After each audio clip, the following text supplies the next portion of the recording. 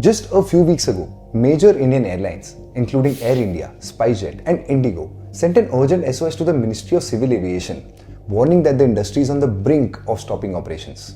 Now, for an industry where people are traveling more than ever before, how can it be still on the verge of collapse?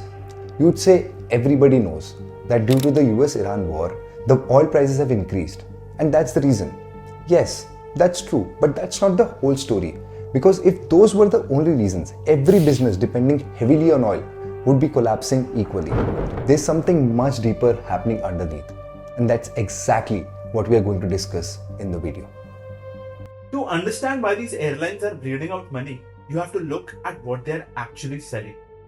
If you own a shoe store and a sneaker isn't selling today, you can just put it back on the shelf and sell it tomorrow.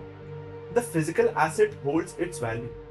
But an airline seat is what economists call perishable inventory.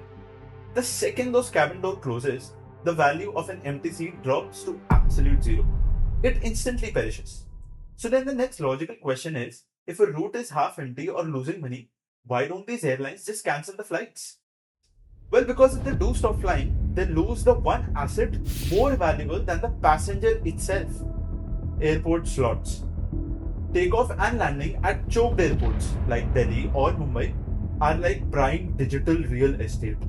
If an airline does shrink its operation to save cash, a rival airline instantly swoops in to steal their slot. The route access and visibility is gone forever.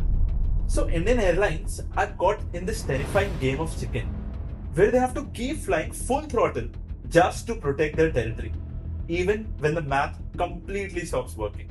And to make matters worse, the game is being played on a sky that is artificially shrinking. 35% of Indian airspace is already reserved for military usage, which means that these commercial planes have to detour around these massive invisible walls just to complete a routine flight, burning more time and even more expensive fuel. Here's the financial reality of running an airline in India. Because you earn in rupees, but you bleed in dollars. Think of the biggest cost for an airline: the aviation turbine fuel, traded in dollars; aircraft leases, paid in dollars; maintenance and spare parts, everything in dollars. And when geopolitics fled in the Middle East, two things happened. First, the oil prices spiked up. And second, the airspace got restricted, meaning flights had to take longer, less efficient routes.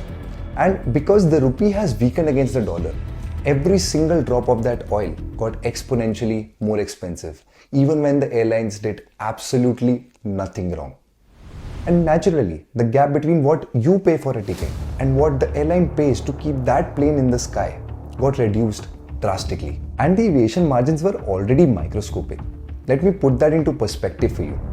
Globally, the average profit an airline makes per passenger on a standard flight is even less than what a premium coffee shop makes on a single iced latte. Think how insane that is. You're managing a multi-million-dollar flying supercomputer. You're managing thousands of employees and risking lives just for a latte's worth of profit. One 20-minute delay on the runway and the fuel burn entirely wipes out the profits of the entire flight. Now, you must be wondering, if the costs are exploding, why don't they just increase the cost price? The truth is that they can't raise prices because of you and me. The airline industry is trapped in what economists call perfect competition. To understand, let's take the example of a company like Apple. Apple makes products that are highly specialized and locks you into an ecosystem. Hence, Apple is a price maker. They get to set the price and you have to pay for it. An aeroplane seat, however, is a pure commodity. That makes the airline price taker. The market sets the price and the airline does not have a single say in it. The moment an airline tries to charge just rupees 500 extra to cover their exploding fuel cost, we do not care about the brand. We select by cheapest first and book their rival in the next instant. In a market where the customer loyalty is literally zero, the airlines are forced into a game of mere survival. Which brings us to this bizarre engineered reality, where there is record-breaking demand. The planes are full of people and yet there are empty bank wallets. Yes, that is the brutal reality of this industry.